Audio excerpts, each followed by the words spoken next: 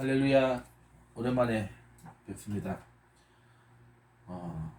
이번 주는 여러 가지 좀 많이 바빴습니다.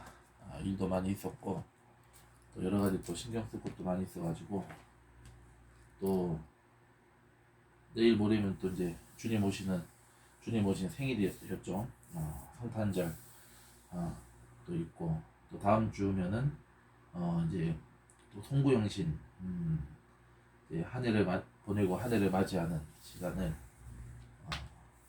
또 준비를 해야 되고, 뭐 여러 가지 또 일들이 있어가지고 많이 바빴습니다. 잘들 지내셨죠? 잘 한 해 마무리하시고 또 새해를 맞이하도록 하겠습니다.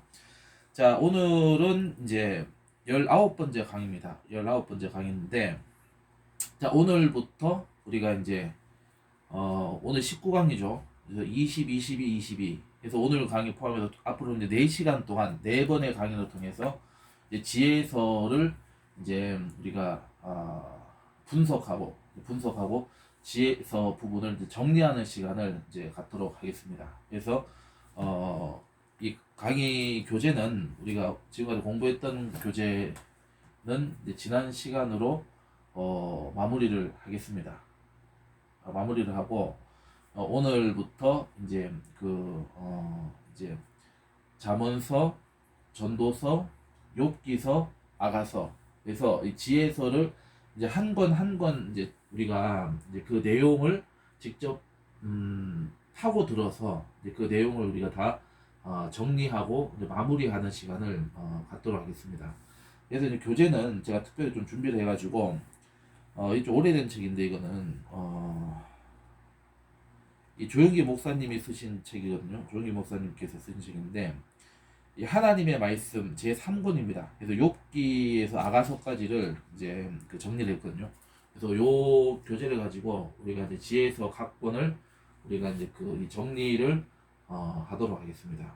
정리를 그렇게 해가지고 그래서 이제 올해는 이제 이제 이번 달까지 이제 이 시편과 지혜서를 이제 마무리를 짓고 내년 1월부터는 이제 제가 계속 광고를 드렸었죠. 이제 복음서를 이제 들어가도록 하겠습니다. 그래서 복음서 부분도 이제 여러분들 좀 준비를 해주시고 이제 이제 첫 주부터 진행을 하도록 하겠습니다. 자, 그럼 오늘은 이제 잠언서, 전도서보다 이제 순서상 이제 잠언서를 먼저 해야 되겠죠. 잠언서를 오늘 이제 이번 강의를 통해서 정리를 하도록 하겠습니다. 자, 우리가 이제 잠언서는 우리가 참 이렇게 편안하게 부담 없이 이렇게 이제 적용할 수 있고 또 우리 생활에 이렇게 우리 생활의 지혜로서 이렇게 또 적용할 수 있는 참 좋은 말씀들이 많이 있습니다. 이 속담과 격언의 형태로 이제 이 기록되어진 하나님의 말씀입니다. 그래서 우리가 모든 성경은 이 구약 39권, 신약의 27권 전체가 다 하나님의 계시의 말씀이다. 계시의 말씀이다. 우리가 이제 지금까지 시편을 공부했습니다만은 이 시편도 우리가 계시입니다. 본질적으로 본래적으로 하나님의 계시, 이 특별 은총 계시 말씀이다. 말씀의 계시다. 이렇게 우리가 봐야 되는 겁니다. 그래서 그거를 이제 세부적으로 우리가 이제 장르별로 나누어서 이제 어떤 형식으로 어떤 양식과 어떠한 그 기법으로 또 어떠한 이 메시지로 전달을 하느냐에 따라서 그 내용이 이제 달라지는 부분이다. 이렇게 볼 수가 있는 것이다. 그래서 성경은 전체가 다 일단 기본적으로 원초적으로 이 하나님의 특별한 이 계시의 말씀이다라고 하는 것을 우리가 이제 생각을 해야 되는 거예요. 그런데 이제 잠언서는 특별히 이제 이 속담과 격언 형태로 된 도덕적, 윤리적, 종교적인 가르침을 모아놓은 그런 이제 잠언서다 이렇게 정리할 수 있겠습니다. 그래서 이 책에 담겨 있는 많은 격언은 이 가족과 공동체가 일반적으로 관심을 갖고 있는 일상생활을 에 대한 일상생활을 이제 속에서 우리에게 이제 돌아볼 수 있는, 적용할 수 있는 그런 말씀들로 이제 기록이 되어 있다 이렇게 정리할 수가 있는 것입니다. 잠언의 주요 주제는 지혜입니다. 지혜. 이 지혜라고 하는 것은 우리가 이제 1장 7절에서 말씀하는 것처럼 야훼를 온전히 공경하고 경외하며 순종하는 마음, 이 마음에서 이 지혜가 생겨난다, 이렇게 말씀을 하고 있습니다. 잠언서에 따르면 인간의 도덕적 행동에는 하나님의 보상에 따르고 하나님께서는 인간의 모든 역사를 지배하고 계신다. 하나님 주권을 가지고 모든 우리 인간의 생사 화복과 인류 역사, 우주 역사 전체를 하나님이 주관하시고 다스리신다는 것을 알 수가 있는 것입니다. 그래서 이 잠언서에는 마음의 경영한 사람에게 있어도 말의 응답은 야훼께로부터 나온다고 이렇게 말씀을 하고 있는 것입니다. 잠언에는 이 많은 히브리 시들과 마찬가지로 전형적인 두 개의 평행구로 구성되며 비교 또는 대조하거나 숫자에 맞춘 격언 또는 히브리어 알파벳 순서대로 각 구절의 머리 글자로 삼아 진술한 형식 등이 사용이 된다. 이 잠언의 대부분은 솔로몬에 의해 기록이 되었고 솔로몬 외에 이스라엘 사람이 아닌 다른 두 명의 이름도 언급되고 있다. 바로 야게의 아들 아굴, 르무엘의 왕의 어머니다. 이 아굴의 그 잠언은 30장 1절 부터 있고 르무엘 왕의 어머니는 31장 2절부터 진술이 되어 있죠. 그 다음에 지혜자의 다른 이 30가지 격언이라는 게 있습니다. 이거는 익명의 교사가 이제 지혜의 교사인 것 같아요. 이제 지혜자가 가르친 것을 사람들에게 전달을 한다. 이 잠언의 최종적인 형태가 언제 완성되었는지에 관해서 정확히 알 수는 없습니다만은 일반적으로 솔로몬은 3,000개의 잠언들과 1,000개가 넘는 노래를 만들었다고 알려져 있다. 그 이제 근거 기록이 열왕기상 4장 32절에 기록이 되어 있습니다. 자, 그러면은 이제 이 잠언서 주제를 알아보도록 하겠습니다. 주제는 하나님을 경외하는 것이 지식의 근본이고 지혜롭고 올바른 삶이다 라는 그런 메시지를 주제로 삼고 있습니다. 기록 목적은 이렇게 되어 있죠. 하나님의 택한 백성이 영적, 도덕적, 사회적 삶의 모든 면에서 지녀야 할 이 규범과 법도를 가르침으로써 하나님께서 기뻐하시는 삶을 살게 하기 위해서 기록이 되었다. 자, 그럼 어떤 배경에서 기록이 되었냐? 기록 배경에 대해서 보겠습니다. 솔로몬의 잠언은 이 중년기, 이게 통치 중기에 쓰여진 책이다.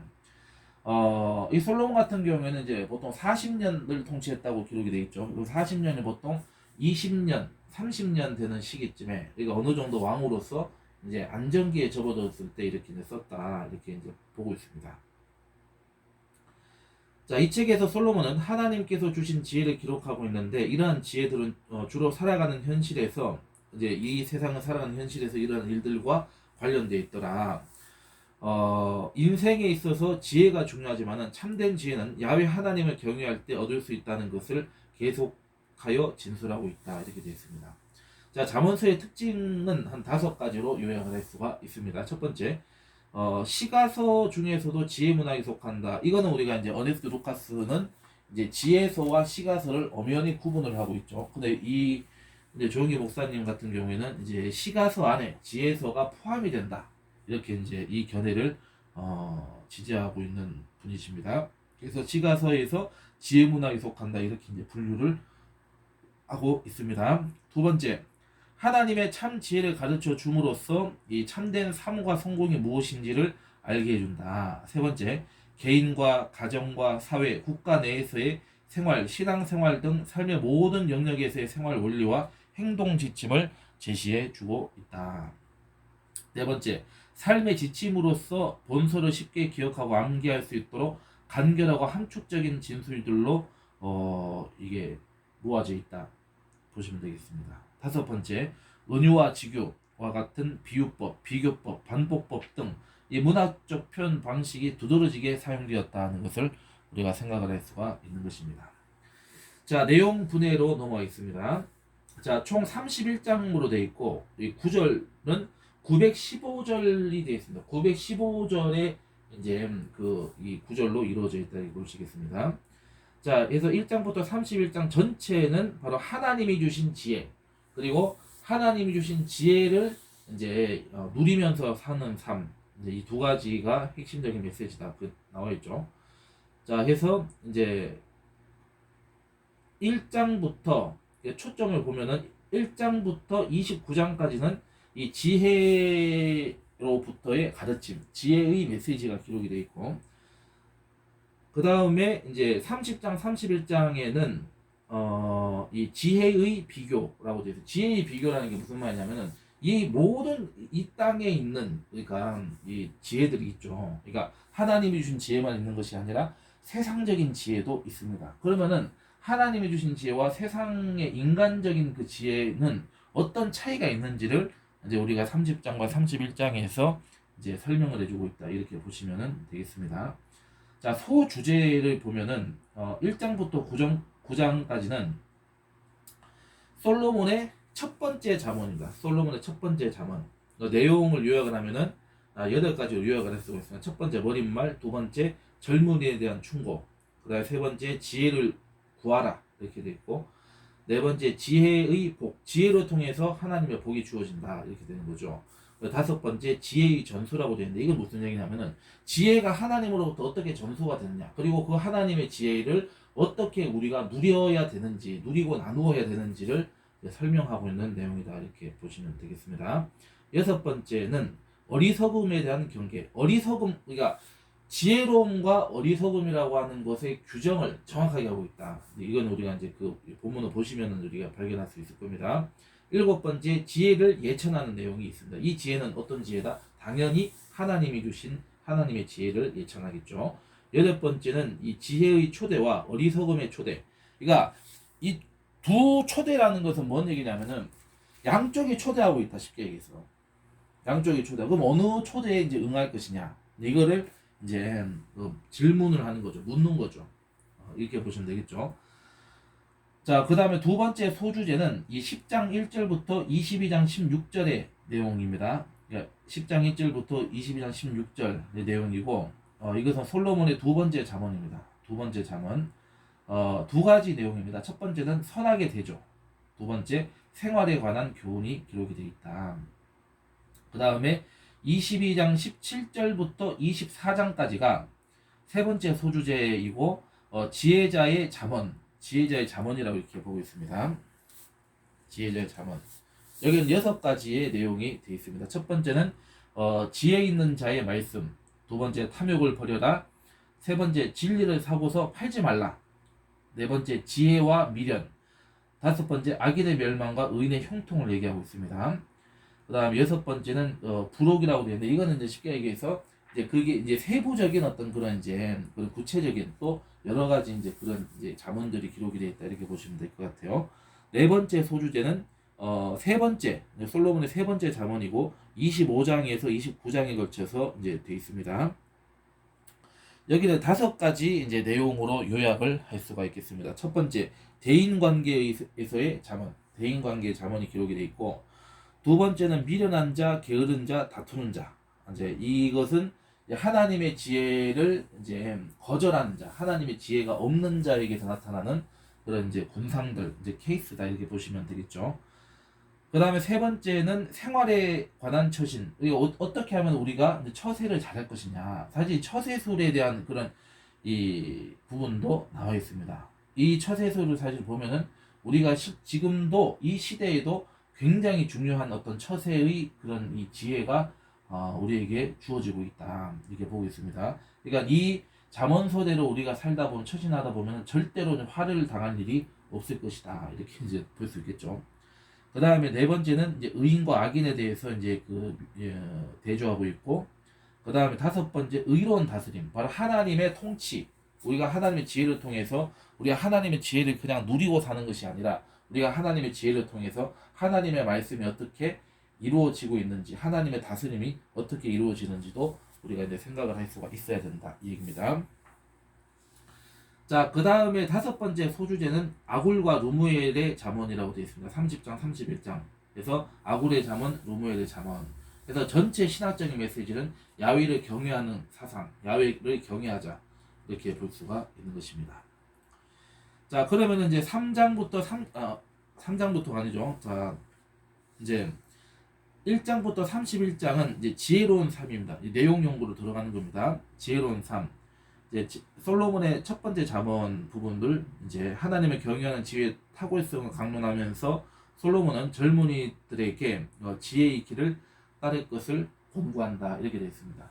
그래서 실제로 우리가 이제 중기 내지는 이제 보통 우리가 이제 이 잠언서는 이제 그 솔로몬의 통치 기간을 기준으로 했을 때 보통 이제 20년에서 30년 정도 흐른 시점에 썼다고 한다면은 이제 전도서 같은 경우는 거의 이제 그 말년기에 쉽게 얘기해서 이제 그가 이제 그 운명을 하기 직전에 이제 자기의 삶을 되돌아보면서 이제 집필을 한 그런 메시지가 전도서에 담겨 있다 보통 보고 있는데 그렇게 되면 잠언서를 읽다 보면은 아무래도 이 누굽니까 이 솔로몬이 굉장히 이렇게 아주 지혜가 충천하고 어떻게 보면 의욕이 넘치는 그런 모습을 우리가 읽을 수가 있다 이렇게 보시면 되겠습니다.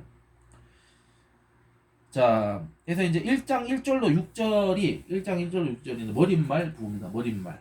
그래서 이제 1절에 솔로몬의 잠언이라는 표현이 있다. 근데 이것은 이제 3번에 걸쳐서 기록이 되어 있다. 그래서 1장 1절에 솔로몬의 잠언, 그 다음에 10장 1절에도 나와 있고 25장 1절. 그러면 당연히 우리가 이 1장 1절부터 9장까지가 그러니까 이제 첫 번째 뭐 잠언, 솔로몬의 잠언, 그 다음에 10장 1절부터 이제 24장까지가 두 번째 잠언, 25장 1절부터 이제 나머지까지가 제3의 잠언 이렇게 이제 그 솔로몬의 잠언이다라고 이렇게 이제 밝히면서 이게 누구의 잠언이냐, 솔로몬의 잠언이다 라고 하는 것을 통해서 우리가 이제 3번에 걸쳐서 이제 잠언을 이제 남긴 것이다 이렇게 이제 생각을 할 수가 있는 겁니다. 자, 기록 목적, 지혜와 훈계를 알게 하고 명철의 말씀을 깨닫게 하며 지혜롭게, 공의롭게, 정의롭게, 정직하게 행하게 하기 위한 것이다. 그 다음에 야훼를 경외하는 것은 하나님의 절대 주권을 존중하고 그의 말씀에 철저하게 순종하는 거룩한 두려움을 갖는 것이다. 이렇게 되어 있습니다. 그 다음에 이제 1장의 8장부터 33절까지는 이 젊은이에 대한 충고가 기록이 되어 있습니다. 솔로몬은 야훼를 경외하는 이 지혜를 배울 수 있는 어떤가는 스승이 부모라고 한다. 왜냐하면 아비의 훈계와 어미의 법은 곧 야훼의 가르침이기 때문이다. 하나님은 가장 인간에게 가장 우선적으로 부모를 통해서 하나님의 말씀을 전달하고 있다. 이것을 얘기하고 있는 거죠. 그래서 아버지의 훈계, 어머니의 법을 우리는 늘 우리의 마음속에 이제 살려놔야 된다. 그것을 우리가 무시하거나 그것을 버리게 되면은 하나님의 어떤 은혜가 하나님의 축복이 기본적으로 우리가 누리기가 힘들게 되는 것이다. 이렇게 그래서 부모와의 관계가 대단히 중요한 부분이다. 이것을 여러분 생각을 하셔야 됩니다. 지혜는 어디서나 접할 수 있으며 누구나 이 지혜의 호소에 귀를 기울여야 된다. 이렇게 볼 수가 있다. 정리가 되겠죠.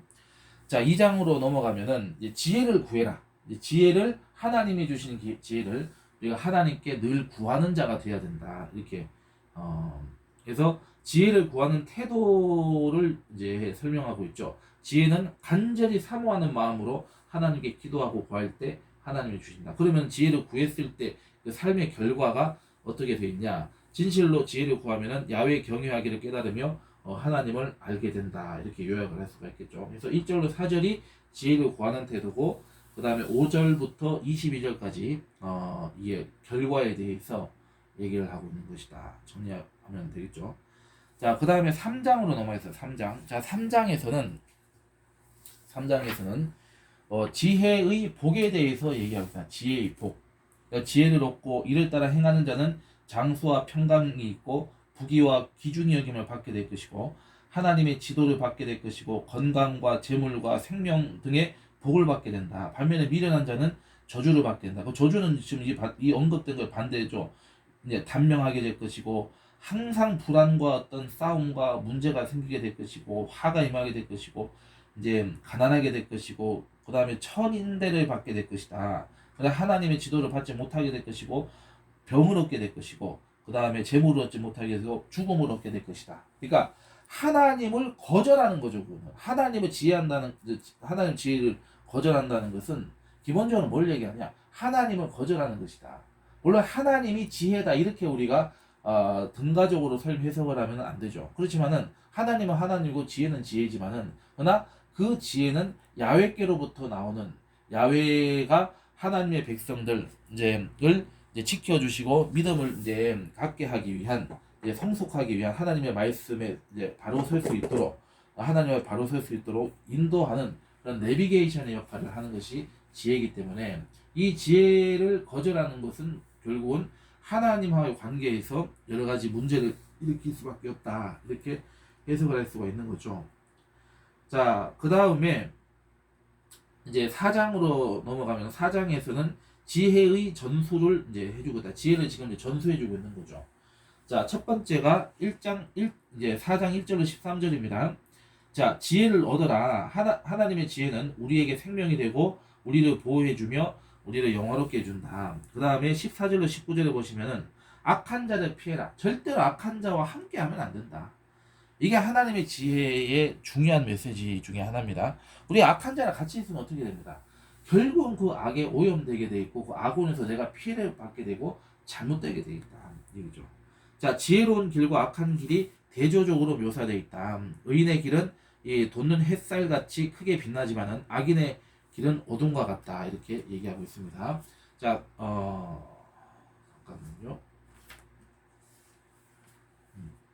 4장 23절을 한번 보겠습니다. 4장 23절. 자, 4장 23절을 다 같이 합독하시겠습니다. 시작. 모든 지킬 만한 것 중에 더욱 내 마음을 지키라. 생명의 근원이 이에서 남이니라. 이게 핵심적인 이제 요절이 되겠죠. 자, 그 다음에 이제 5장에서 7장 부분으로 넘어가면은 어리석음에 대한 경계. 어떤 것, 그러니까 어리석음이 어디에서 나오느냐. 대표적인 어리석음을 이제 이 갖게 하는 어리석음의 이 루트가 나오는데, 그 첫 번째가 어디 나와 있습니다. 음녀의 유혹에서 나온다. 음녀의 유혹에서. 자, 음행의 쾌락은 일시적이지만은 음행이 가져다주는 피해는 치명적이다. 음녀는 곧 본인과 가정까지 음부와 사망으로 이끌게 된다. 절대로 여러분 성적인 문제 가지고 이 부부관계, 가정관계 잘 가는 경우가 없어요. 결국은 그게 분란의 씨앗이 되고 불신의 씨앗이 돼가지고 결국은 이혼이 되고 가정이 파괴되고 자녀들이 상처를 받게 되고 이제 그런 길로 나아가게 되는 것이다, 그 얘기입니다. 자, 그 다음에 두 번째는 보증에 대한 경계. 절대로 남 보증 서지 마라. 보증 서지 마라, 이 얘기를 하고 있죠. 확실한 책임감이 없이 경솔하고 성급하게 보증을 서는 것을 경계해야 한다. 그러나 신중한 자기 희생의 사랑에서 나오는 보증은 공동체를 살린다. 이게 무슨 얘기냐면은, 내가 어느 정도 경제적으로 이게 파탄에 이르지 않는 정도 선에서 내가 그 사람에게 보증을, 그러니까 여기서 말하는 보증은 쉽게 해서 그런 거죠. 그러니까 돌려받는 거 생각하지 않고 그냥 그 사람에게 은혜를 베풀어 줘라. 사실은 그 메시지도 여기 있는 거예요. 그러니까 내가 그냥 주는 거야. 내가 이게 어느 정도 내 허용되는 범위 안에서 이제 도와줘야 되는 거죠. 도와줄 수 있으면 도와줘야 되는 거죠. 이제 그런 거를 해라.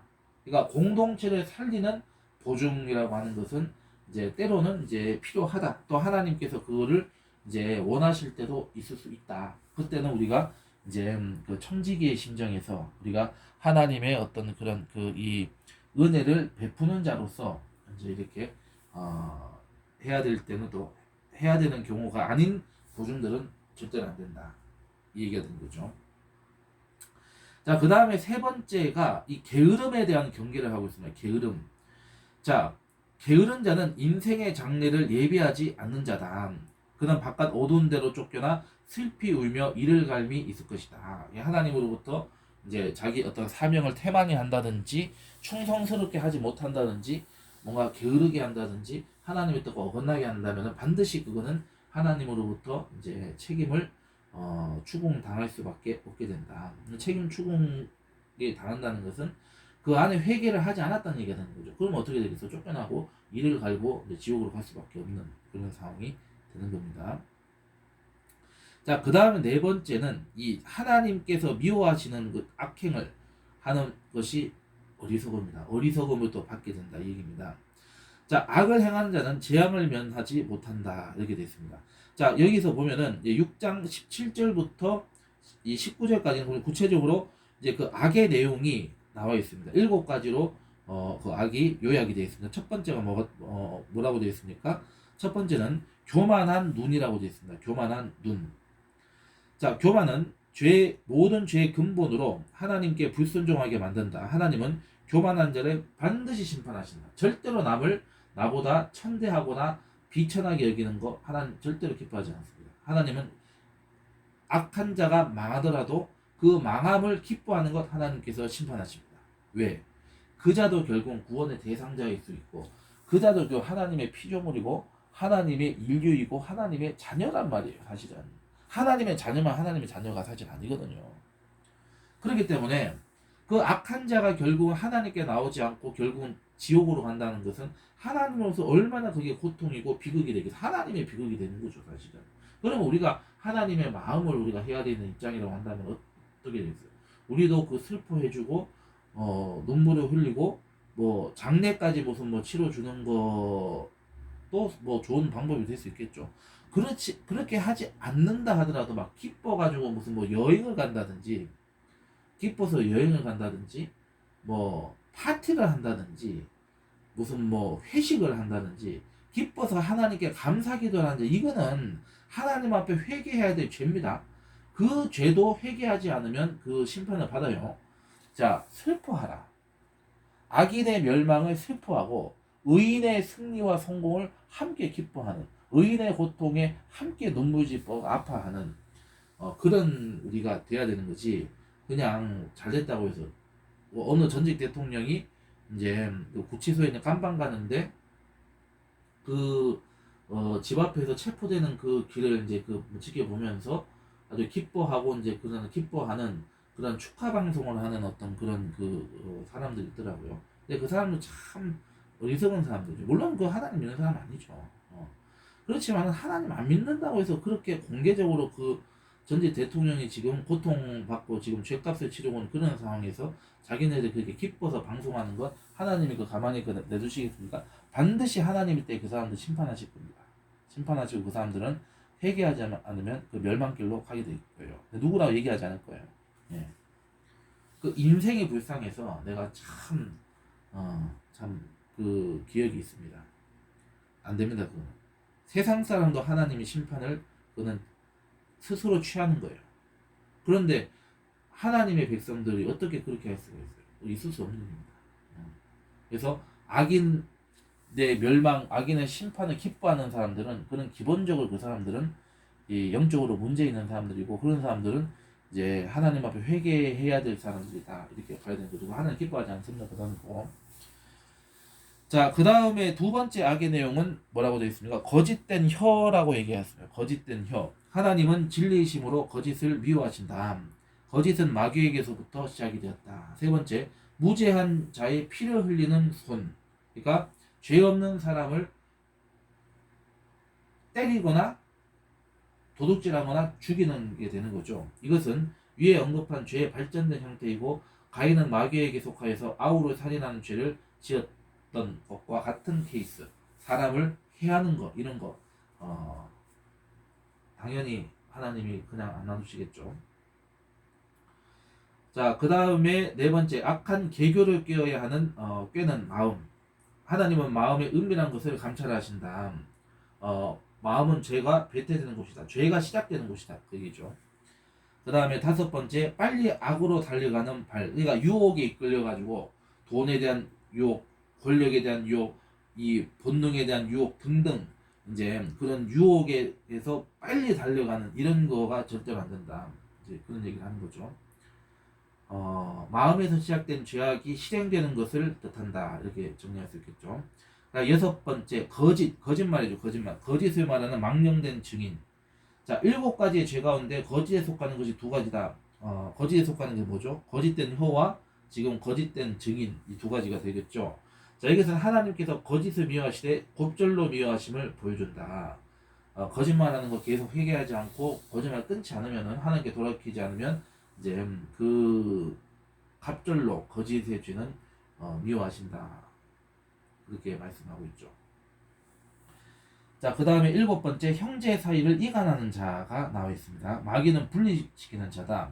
그러므로 형제 사이를 분리시키는 자는 마귀에게 속한 것이다. 이렇게 항상 분열과 싸움과 논쟁과 판단과 정죄가 있는 곳에는 항상 성령님이 계시지 않고 귀신이 있다. 이렇게 보시면 되는 겁니다. 7가지가 이 악의 내용이고 악행이다 이렇게 보시면 되겠습니다. 자, 그 다음에 8장에는 이제 하나님이 주신 지혜에 대한 고백, 지혜를 예찬하는 내용입니다. 첫 번째, 1절로 5절에 보시면은 지혜를 호소하는 내용으로 되어 있습니다. 음녀가 밤중에 젊은을 유혹하는 7장의 장면과는 대조적으로 여기서는 밝은 대낮에 의인화된 지혜가 젊은이를 부르고 있다. 이게 거룩하고 순결한 좋은 친구가 마치 이렇게 그 친구를 이제 의의 길로 생명의 길로 같이 가자고 이렇게 초대하는 것처럼 이렇게 한다. 이제 그걸 얘기하는 거죠. 자, 그 다음에 6절에서 21절에 보시면은 지혜의 가치를 이제 얘기하고 있습니다. 지혜는 최고의 선이고 참 진리이며 완전한 의로서 이러한 지혜를 소유한 자는 모든 도덕적 악에서 벗어나게 된다. 또한 치리자들은 지혜를 통해 정의로 다스리며 지혜 안에서 모든 부귀와 재물과 의를 얻을 수가 있게 된다. 이렇게 얘기하고 있습니다. 그 다음에 22절에서 36절에 보시면 이 하나님의 주신 지혜는 영원하다. 영원한 지혜다. 자, 지혜는 세상이 창조되기 전 시간이 존재하기 이전에 영원하신 하나님과 함께 계시면서 하나님과 함께 계신다는 표현 잘못된 하나님께서 이제 그 이루시면서 하나님과 함께 창조사에게 동참하여 창조의 대행자가 되었다. 그렇기 때문에 우리는 간절하고 겸손한 태도로 지혜를 구해야 된다. 8장 13절 한번 보겠습니다.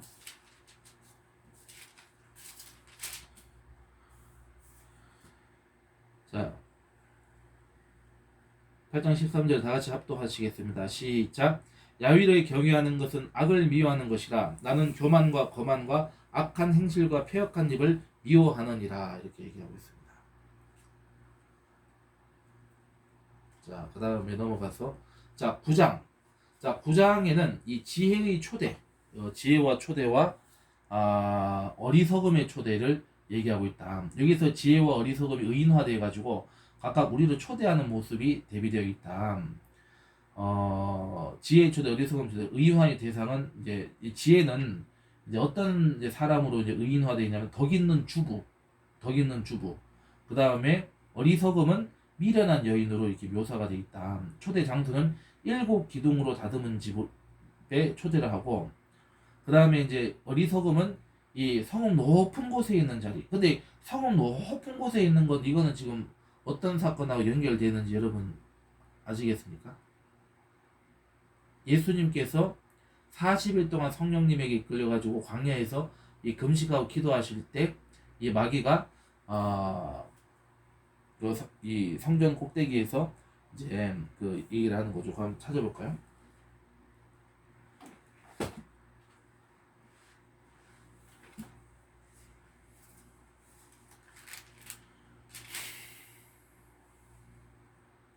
자, 마태복음 4장 가보겠습니다. 4장에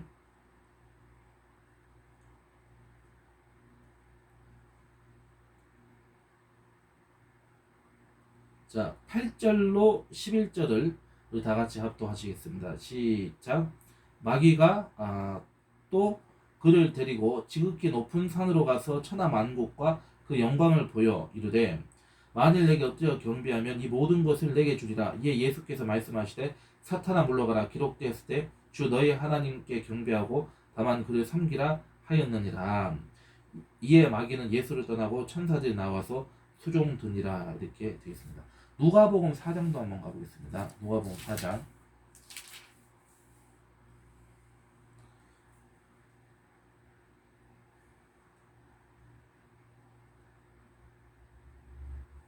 여기는 갈려가야겠구나.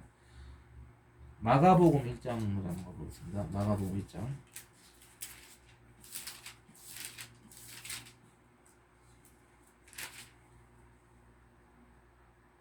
여기는 뭐 더 짧게 됐네. 하여튼 이게 연결이 되는 거예요. 그래서 이제 그 높은 곳에 있는 자리, 성전 꼭대기, 거룩한 산의 꼭대기에 가서 이제 나를 숭배해라 이렇게 했을 때 이제 예수님께서는 단호하게 하나님이심을 선포하면서 사탄은 물러가라 이렇게 정죄하고 물리치셨습니다. 늘 우리는 이 악을 이 잠언서에서 얘기하는 것처럼 우리는 악을 이렇게 분토와 같이 거절하고 끊어내는 그러한 믿음을 가져야 되는 것입니다. 자, 접대 준비를 어떻게 하냐? 지혜는 이 짐승과 포도주와 근사한 잔치를 배설했고, 그 다음에 이 어리석음은 어떻게 접대를 했습니까? 도둑질한 물과 떡을 가지고 했다. 이렇게 얘기하고 있습니다. 초대 대상은 어리석은 자와 지혜 없는 자로 초대를 했다. 자, 똑같은 거죠. 이 어리석음도 어리석은 자, 지혜 없는 자로 초대를 했습니다. 그러니까 사람은 다 연약하고 다 불완전한 존재다, 이 얘기를 하는 거죠. 초대받는 결과 이 덕 있는 이 지혜한테 이 초청을 이제 응하게 되면 생명을 얻게 되고, 그다음 어리석음의 조대 수월로, 이 수월이라는 우리가 시편 우리가 그 공부하면서 우리가 수월이 먼저 알고 있죠. 죽음의 세력, 죽음의 상태, 죽음의 길, 지옥하고 연결된다 이거 아시죠? 자, 그래서 여기까지가 1장에서 9장까지가 첫 번째 솔로몬의 잠언, 제1잠언이라고 되어 있습니다. 제1잠언. 자, 그 다음에 넘어가서 솔로몬의 제2잠언입니다. 10장부터 22장 16절까지 있습니다. 22장 16절까지. 자, 잠언의 중심부로 이루는 이 부분에는 이 374개의 잠언들이 언급된다. 대부분의 경우 각 절들은 대구로 이루는 두 개의 문장으로 구성되어서 각각 독립된 사상을 신학적 메시지를 얘기하는 거죠. 자, 그러나 전체적으로 의인의 길과 악인의 길, 지혜로운 자의 생활과 어리석은 자의 생활이 대조되어 있다, 이렇게 되어 있습니다. 자, 선악을 대조하고 있습니다. 그래서 10장에서 15장에 걸쳐서 나오고 있습니다. 그래서 첫 번째는 의인과 악인, 정직한 자와 사악한 자, 이렇게 됐습니다. 하나님께서 의인은 환난에서 구하시고 그 소원을 이루시며 복을 주시지만은 악인의 소욕을 물리치시고 두려워하는 것이 임하여 망하게 하신다. 의인은 지혜로 낙을 삼고 야유를 경외하며 그 입술이 항상 하나님이 기뻐하시는 것을 말하지만 악인은 그 입술에 독을 머금고 항상 폐역을 말하기 때문이다. 두 번째, 구제함과 인색함이 기록이 되어 있습니다. 이게 대조가 되어 있습니다. 대꾸로 이렇게 지금 제시가 되고 있는 거죠. 매점매석으로 폭리를 취하려고 하는 자는 저주를 받아서 자기의 재물과 함께 패망하게 되지만은 사랑하는 마음으로 이웃에게 희생적 선을 베푸는 자는 하나님의 은혜로 번성한다, 이렇게 되어 있습니다. 그 다음에 세 번째, 부지런한 자와 게으른 자가 나와 있습니다. 자, 부지런한 사람은 부하게 되고 게으른 사람은 경제적으로 가난하여질 뿐 아니라 도덕적으로 타락하여서 죄의 종이 되고 만다. 그래서 우리 여기서 중요한 메시지가 있어요. 지금 여기 이 잠언서 12장 24절 28절에서의 핵심적인 메시지, 이 가난 속에 타락이 있다. 우리가 가난한 사람보다는 우리가 어떤 물질적으로 풍족하고 이게 어떤 재물을 많이 가지고 있을수록 타락한다, 이렇게 생각할 수 있잖아요. 근데 이 잠언서의 사상에는 그렇게 보지 않는다는 거예요. 그러니까 사람은 가난하다라고 하는 것에서 우리가 타락하게 된다. 사실 이 어떤 신학에서 핵심적인 열쇠로 우리가 해석할 수 있냐면은, 이게 소위 말해서 우리가 이제 조용기 목사님의 이제 그 오중복음과 삼중축복과 사차원 영성이 이 삼중축복의 핵심적인 열쇠가 여기 있는 거예요. 그러니까 우리가 청빈하게 산다라고 하는 것은 물질의 노예가 되지 않는 걸 얘기하는 거지, 우리가 물질이 없는 것 자체가 사실 어떻게 보면 그게 우리가 하나님의 축복이라고만 볼 수는 없는 것이다. 그거는 분명히 뭔가 결핍된 상태인 거고, 그곳에서 여러 가지 삶의 고통을 받고 있고, 영적인 어떤 육적인 어떤 혼적이고 육체적인 문제가 발생을 했는데도 그것이 그냥 하나님 뜻이다, 이렇게 하는 것은 아니다.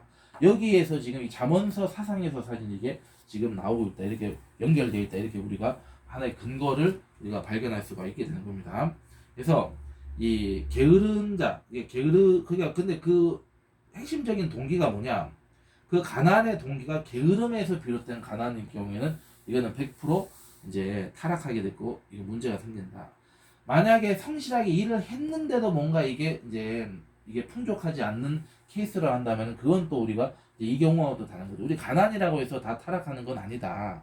그렇지만은 우리가 모든 가난을 다 우리가 미덕이라고 생각해서는 안 된다, 이렇게 정리를 할 수가 있겠죠. 그 다음에 넘어가시고, 자, 자녀에 대한 교육이 나와 있습니다. 자녀에 대한 교육. 인생에서의 최초의 교육은 가정에서 훈육과 징계로 통해서 이루어진다. 진흙과 같은 존재인 아이에게 매를 대지 않으면 그 악습이 굳어지게 된다. 그건 이제 끊어내게, 도려내야 된다, 얘기죠. 다섯 번째, 지혜로운 자와 미련한 자.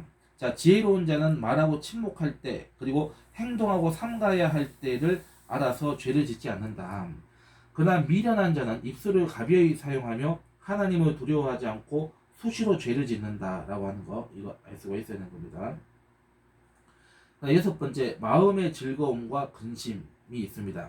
자, 근심과 즐거움의 시작이 마음에 있다. 마음이 즐거우면 행복해지고, 마음에 심한 근심이 있으면 건강까지 해치고 만다. 그러니까 이 부분에 있어서는 우리가 행복에 있어서는 우리가 물질의 문제가 꼭 중요한 요소가 아니라는 것을 우리가 알 수가 있어야 된다. 결국 행복이라고 하는 것은 물질의 문제가 아니고 힘이 있고 없고의 문제가 아니고 사람이 나한테 있냐 없냐의 문제가 아니다.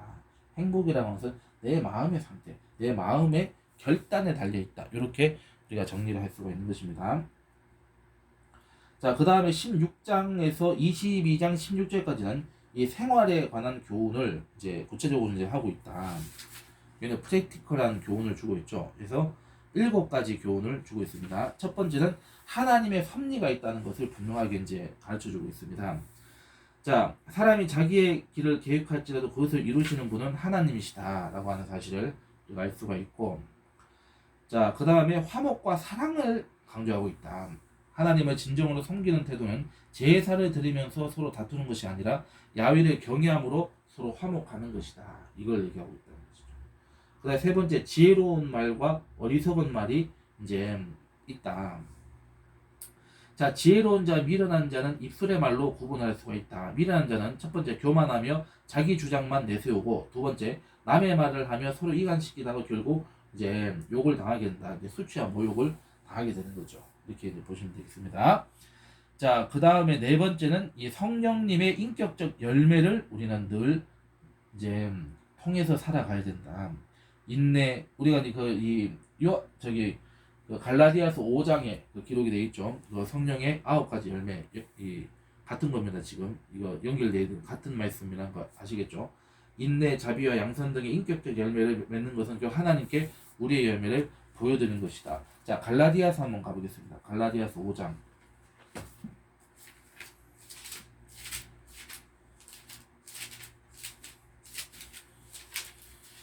갈라디아서 5장 22절로 23절입니다. 25절로 22절로 23절. 자, 오직 성령의 열매는 사랑과 희락과 화평과 오래 참음과 자비와 양성과 충성과 온유와 절제니 이 같은 것을 금지할 법이 없느니라. 자, 9가지. 첫 번째 뭐죠? 사랑, 희락, 화평, 오래 참음, 자비, 양선, 충성, 온유, 절제. 이런 것은 금지할 법이 없다. 무수하게 우리가 가지고 있고 나눌 수 있으면 무조건 나눠야 된다. 그리고 내가 지킬 것은, 하나님이 주신 것은 절대로 지키면서 나눌 것은 나누는, 그것을 기준으로 삼을 수 있는 게 바로 하나님의 이 지혜이다. 이렇게 볼 수가 있는 것입니다. 그 다음에 5번째가 이 정의와 정직입니다. 정의와 정직. 하나님께서는 정의와 정직을 원하시며 거짓을 미워하신다.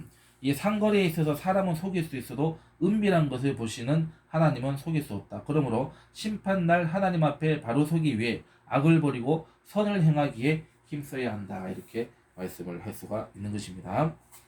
자, 그 다음에 6번째입니다. 하나님의 주권입니다. 하나님의 주권. 자, 세상의 어떠한 권력도 하나님의 섭리와 주권적 통치로부터 벗어날 수 없다. 야훼께서는 역사의 주관자이시기 때문에 하나님을 의지하고 그 뜻을 쫓아야 한다는 것을 우리가 기억을 해야 되겠죠. 자, 그 다음 7번째, 종합적으로 결론적 교훈이 있습니다. 자, 결론적으로 하나님 앞에 은혜를 잊기 위해서는 스스로 겸손하고 야훼를 경외하는 태도를 가져야 된다. 이렇게 잠언은 가르쳐주고 있습니다. 자, 그 다음에 이제 넘어가겠습니다. 자, 지혜자의 잠언이 기록되어, 지혜자의 잠언 22장 17절부터 24장까지 기록이 되어 있습니다. 자, 22장 17절부터 24장 22절까지는 이 지혜로운 자의 잠언 30가지를 모은 것이다. 그리고 24장 23절부터 34절까지는 그 부록이 해당이 된다. 이렇게 됐습니다. 자, 거기에 몇 가지가 나와 있어요. 그러니까 첫 번째가 지혜 있는 자의 말씀, 그다음 두 번째 탐욕을 버려라. 세 번째 진리를 사고서 팔지 말라. 하나님의 말씀은 저절로 빼앗기거나 그 남한테 팔 문제가 아니다 이 얘기하고 있죠. 그다음 네 번째 지혜와 미련, 다섯 번째 악인의 멸망과 의인의 형통, 부록 이렇게 되어 있습니다. 자, 첫 번째 지혜 있는 자의 말씀을 우리가 보도록 하겠습니다. 자, 17절에서부터 21절까지는 이 지혜자의 잠언의 서론격에 해당된다. 잠언에 대한 태도는 첫 번째 말씀에 귀를 기울이고, 두 번째 지식에 마음을 두어서 하나님을 아는 지식이죠. 세 번째 오랫동안 보존하고 늘 그 말씀을 고백해야 된다. 지혜자가 잠언을 기록한 목적은 여기서 나와 있죠. 자, 이 잠언서의 이제 그 기록 목적이 여기 직접 기록이 되어 있습니다. 19절로 20절, 21절에 걸쳐서 기록이 되어 있습니다. 첫 번째, 야훼를 의뢰함을 알게 하는 것. 두 번째, 모략과 지식이 아름다운 것을 기록하여서 진리의 확실한 말씀을 깨닫게 하고, 하나님 말씀을 깨닫게 한다 이 말이죠. 세 번째, 진리의 말씀을 타인에게 전하게 하기 위함이다. 자, 지혜자는 서두에서 이웃에 대한 압제를 금하고 어리석은 자를 본받지 말며 남의 소유를 침해하지 말고 자기 사업에 근실히 행하라고 제안을 하고 있다. 이렇게 정리할 수가 있겠습니다. 자, 그 다음에 두 번째가 이제 탐욕을 버리라 이렇게 되어 있죠. 23장 1절로 4절에 걸쳐서 기록이 되어 있는데, 자, 지혜자는 탐심을 버려라. 음식을 탐하는 자와는 가까이 하지도 말라고 권고한다. 제가 많이 찔렸는데 제가 회개해야 되겠죠. 예. 왜냐하면 탐심이 있는 곳에는 부정과 불의 그리고 사람의 거짓된 방법이 장되기 때문이다. 그러니까 우리의 삶에 죄가 있으면 그 죄는 반드시 죄도 열매를 맺게 된다. 열매를 맺어서 죄가 더 큰 죄를 짓는다. 그러니까 바늘도둑이 소도둑이 된다는 것처럼 작은 죄를 이게 하나님 앞에 회개하고 없애지 않으면은 그 죄가 또 다른 죄를 낳게 되고, 아시죠? 그렇게 된다 얘기입니다. 자, 그래서 그릇되게 취한 재물은 결국은 헛되이 사라지고 만다. 우리가 그 심선미 우리 자매님 말씀하죠. 자기가 20년 동안 무당으로서 무수한 돈을 거나 어마어마한 돈을 막 사람들에게 뜯어내고 지옥에 끌고 갔는데, 그 돈은 결국은 반드시 그 돈은 허망하게 사라지게 된다. 어떻게든 돈이 나가게 되고 그렇게 된다는 것을 얘기하는 것입니다. 네. 자, 세 번째, 진리를 사고서 팔지 마라. 자, 야훼를 경외하며 야훼의 말씀과 지혜를 가장 가치 있게 여겨야 한다 하고 얘기하고 있죠. 술을 즐기고 음료를 가까이 하는 자는 그릇된 길로 가서 망하고 만다. 악인의 형통은 잠깐이요 그들의 결국은 파멸이므로 멀리해야 한다. 이렇게 얘기하고 있습니다. 네 번째, 지혜와 미련. 근데 우리가 아니 그런 거를 절제하면서 그렇게 뭐 누릴 수도 있지 않냐. 근데 여러분, 그거는 이미 내가 절제하는 게 아니라 그거는 그게 완전히 속해 있다는 거예요. 내가 속해 있는 거죠. 내가 도둑질을 하고, 그래 내가 5년 동안 절제하고 착하게 살다가 5년 후에 또 한 번 도둑질하고 또 하나님께 회개하고, 하나님 만으로 여기는 죄죠. 그거는 절제한다고 해서 절제되지도 않거니와 절제한다고 해서 그게 그 죄가 그 사람에게서 없어진 게 아니거든요. 그러니까 하나님을 만으로 여기고 자기를 기만하는 거죠.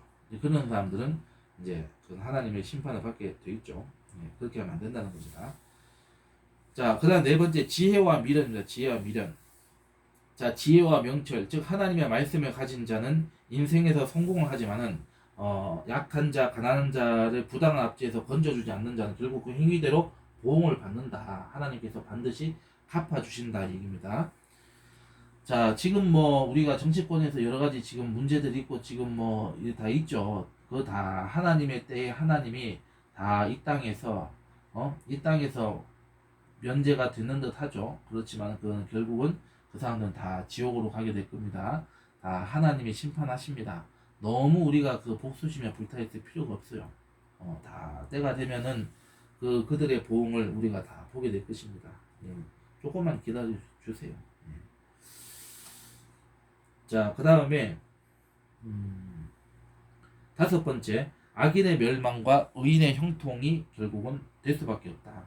하나님의 지혜는 우리의 영혼의 꿀과 같다. 지혜를 얻은 자 곧 그리스도를 영접하는 자에게는 영원한 소망이 있다는 것을 우리는 알 수가 있는 것입니다. 자, 부록 여섯 번째 부록. 자, 율법의 집행과 증언에는 정의와 정직이 요구된다. 또한 집을 세우기 위해서는 가장 경제적인 생활 기반을 마련해야 한다. 게으른 자는 결국은 가난하게 된다. 이렇게 되어 있습니다. 그러니까 돈이라고 하는 것도 계속 그 돈을 가진 자가 가치를 만들어내야 되거든. 가치를 만들어서 그 가치에 돈이 들어오게끔 이렇게 해야 되는데 자꾸 그렇게 게으르게 되면 그 돈도 까먹게 되는 거예요. 그 돈도 까먹게 된다. 재물도 까먹게 된다. 이렇게 되는 거죠. 땅을 가지고, 빌딩을 가지고, 임대료를 가지고 차이고, 야, 그러면 그 건물 영원하냐? 언젠가 또 그 건물 다시 짓든지 그 철거하는 비용도 상당히 들어요. 그리고 그 유지비가 또 어마어마하게 들어요, 여러분. 돈이 따발로 들어온 거 아닙니다. 그거 하는 돈도 만만치 않고 또 결국은 그 나중에 이제 건물을 다시 지으려면 또 다시 그러면 다 그 재산 다 날려가지고 그거 다 투입해야 되고 또 대출을 받아가지고 그게 좋은 게 아니에요, 여러분. 그리고 그렇게 되는 사람들 솔직히 말해서 이 정신이 썩어 나가요. 썩어 나가요. 그래서 돈도 정직한 돈, 하나님이 기뻐하시는 돈이 들어오도록 내가 그렇게 하나님을 섬기는 삶이 돼야 되는 거예요. 그렇기 때문에 우리가 이 섬기는 일들이 우리가 어떤 우리의 개인적인 어떤 그런 이 생업의 문제뿐만이 아니고 바로 하나님이 주시는 그런 이 하나님의 기뻐하시는 사업이 돼야 된다는 것을 여러분 꼭 기억하셔야 돼요. 아시겠죠? 자, 그 다음에 넘어가겠습니다. 자, 이제 세 번째 솔로몬의 제3잠언입니다. 이제 25장부터 29장입니다. 자, 이 세 번째 제3잠언은 이 주전 700년경 유다 왕 히스기야 신하들에 의해서 편집되다. 그러면은 이 세 번째 잠언 같은 경우는 이제 실질적으로 이제 그 솔로몬, 그러니까 첫 번째 잠언과 두 번째 잠언은 이제 우리가 이제 솔로몬이 살아 있을 때 그 당대에 우리가 이제 편집이 되었다 한다면은 이 3잠언은 이제 사후에 솔로몬 사후에 지금 이 히스기야 왕이면은 솔로몬이 지금 사망한 지 적어도 상당한 시간이 흘렀단 말이죠. 좀 몇백 년이 흘렀단 말이죠. 그렇기 때문에 이제 히스기야 왕 때라고 한다면 사실상 이제 이 솔로몬 사후에 후대에 편집된 솔로몬의 이제 그 남긴 그런 이제 그 이 잠언들이다 이렇게 보시면 되겠습니다. 그러니까 적어도 이제 이 제3 솔로몬 잠언을 놓고 본다면 잠언서가 보통 언제 쓰여졌는가를 우리가 이제 이 대충 우리가 발견할 수가 있겠죠. 자, 보겠습니다. 자, 25장에는 이 대인 관계에서의 이제 잠언을 주고 있습니다. 왕에게는 사실을 조사하고 바르게 판결하되 겸손해야 하고, 이웃과는 다투지 말고 사이좋게 지내야 하며, 원수에 대해서는 자신의 분을 제하고 그들에게 선을 베풀어야 한다. 그러니까 그들에게 회개할 수 있도록 이렇게 권면하고, 권면을 할 수 없다면 적어도 기도해야 된다. 이 얘기입니다. 무슨 말인지 아시겠죠? 이렇게 얘기하고 있고. 자, 25장, 잠언서 25장 28절 한번 보겠습니다. 잠언서 25장 28절. 자, 같이 합독하시겠습니다. 시작. 자기의 마음을 제어하지 아니하는 자는 성읍이 무너지고 성벽이 없는 것과 같으니라. 이렇게 되어 있습니다. 자, 그 다음에 이제 넘어가겠습니다. 26장에는 이 미련한 자, 게으른 자, 다투는 자들에 대해서 이제 언급을 하고 있습니다. 첫 번째, 미련한 자. 미련이란 하나님을 불순종하고 배척하는 영적 무지를 의미한다. 이 미련 정의가 성경적 정의가 나와 있죠. 자, 그래서 이렇게 미련한 자들은 당연히 그 저주를 받는다. 미련한 거죠. 더럽게 미련한 사람도 있습니다. 가장 미련한 자는 스스로 지혜롭다고 여기는 교만한 자이다. 거의 미친 상태죠. 그러니까 노답인 상태다 이렇게 보시면 됩니다. 그 다음에 두 번째가 게으른 자입니다. 게으른 자. 변명과 핑계를 내세우면서 환경의 지배를 받는 자라고 되어 있습니다. 내가 바쁘니까, 내가 지금 지금 일이 바쁘니까, 그러니까 내가 성경을 못 읽겠어. 성경은 쪼개서라도 읽을 수 있어요. 성경을 어떻게 읽었는지 아세요? 여러분 화장실에서도 이 스마트폰으로 이 성경 앱이 다 있어요. 성경을 다 볼 수가 있잖아. 그렇게라도 읽어라 이거예요. 그렇게라도 읽어라. 쪼개서 읽어야 된다. 간절한 마음으로 쪼개서 읽어라. 밥 먹을 때도 밥 먹으면서 읽을 수 있잖아요.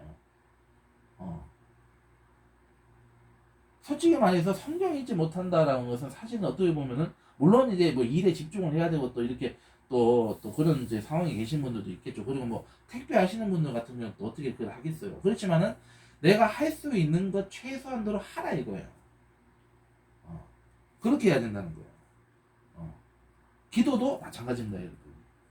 내가 할 수 있는 거 1분, 2분 동안 기도하는 거 마음속에 기도하시라고 그렇게라도 마음속으로 이게 읊조리면서 아니면 이렇게 묵상하면서 기도도 좋으니까 계속 기도가 매일 끊이지 않게 하는 것이 중요한 거예요. 무슨 말인지 아시겠죠? 그래서 우리가 할 수 있는 건 최소한으로 하고 내가 정 못하겠으면은 그때는 하나님 앞에 이제 양해를 구하고 다음 이제 뭐 기회에 하겠습니다라든지 이렇게 할 수 있어도 그런 노력조차도 하지 않고 내가 뭐 바빠서 뭐 시간이 없어서 이거는 정말 그거는 말이 안 되는 거예요. 내가 할 수 있는 건 해야 돼요. 그러니까 우리가 한 달란트를 가진 자는 그 한 달란트 가지고도 뭔가를 물건이라도 사든지 뭐라도 하든지 아니면 누구를 꼬가지고 이자를 받아서라도 이거를 남겼어야 된다. 그게 이제 연결되는 말씀입니다. 이렇게 볼 수가 있는 겁니다. 자, 그 다음에 세상의 쾌락에 매여가지고 그 속에 멸망하는 자가 게으른 자다. 세 번째, 굴러드는 복도 받지 못하는 이런 병신 같은 게으른 자도 있다. 자기의 참모습 알지 못하고 스스로 교만한 자. 지 꼬라지, 지 주제 파악 못하면서 꼭 그러니까 뭐 고주할 미주하는 인간들이 있어요. 그런 사람들도 그러니까 문제가 있는 거죠. 그러니까 문제가 있어요. 자, 그 다음에 세 번째, 다투는 자. 싸우는 거 좋아하는 사람도 있어요. 신앙 논쟁 좋아하시는 분도 있습니다. 몸으로 싸우는 거 좋아하는 사람도 있어요. 안 된다 이것도. 이유 없이 다투며 이웃을 속이며 남에게 대해 험담을 하고 모함, 중상, 모략을 하고 거짓말한 자 이런 자들은 다 하나님께서 이제 심판하실 것이다 이 얘기입니다. 자, 그 다음에 27장에는 생활에 관한 처신. 이제 우리가 생활하면서 우리의 이제 행동 거지가 어떻게 처신을 해야 되는지를 얘기하고 있는 것입니다. 자, 인간은 장래를 알 수 없기 때문에 재물을 의지하지 말고 지혜롭고 겸손하게 하나님의 은혜를 구해야 한다.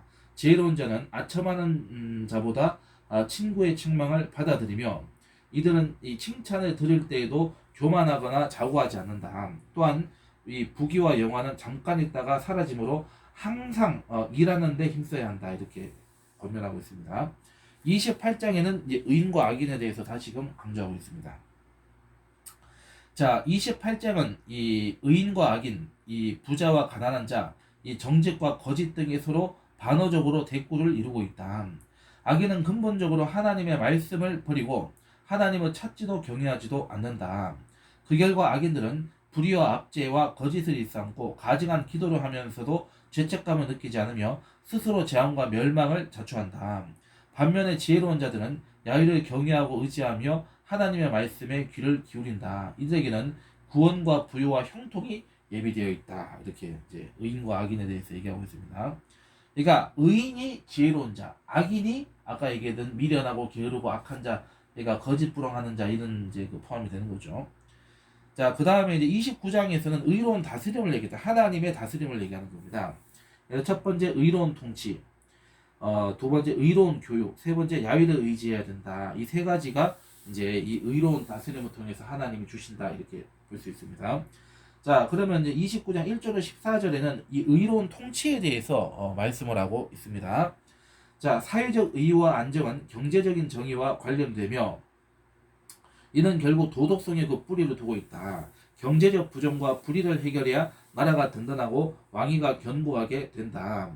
그 다음에 의로운 교육을 해야 된다. 15절 21절이죠. 자녀를 사랑하고 그를 잘되게 하는 길은 징계를 아끼지 않는 것이다.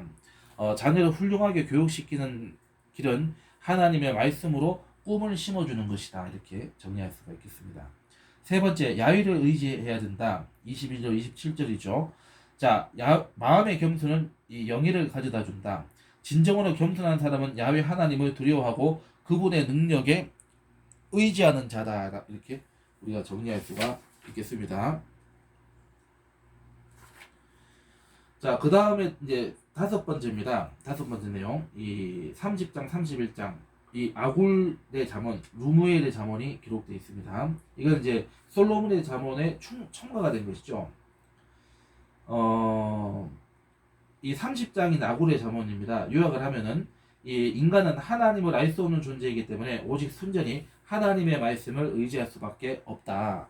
이어서 8가지 악한 행위들, 회방하고 불효하고 교만하고 합자고 탐욕당이 이제 언급이 되는데, 또한 선어시라는 관용구를 통해서 음행과 무능한 지도자를 비판을 하고 지혜를 통해서 자신의 연약함을 극복하고 선을 행할 수 있음이 교훈이 되고 있다. 이렇게 볼 수가 있는 것입니다.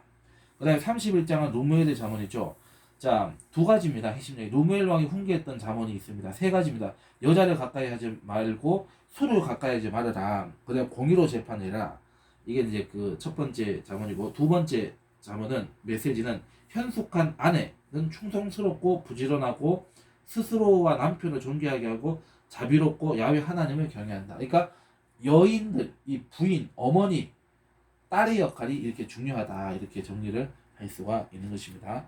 그래서 우리가 이 하나님의 말씀 이 제3권의 이제 그 정리된 내용을 쭉 우리가 이제 이 읽고 이제 우리가 이제 그 이 감독을 하면서 이제 잠언서를 이제 전체적으로 한번 쭉 이제 훑어보고 이제 정리를 했습니다. 우리가 다음 이제 20번 이제 시간 20강에서는 이제 전도서를 또 이렇게 내용을 정리를 하도록 하겠습니다.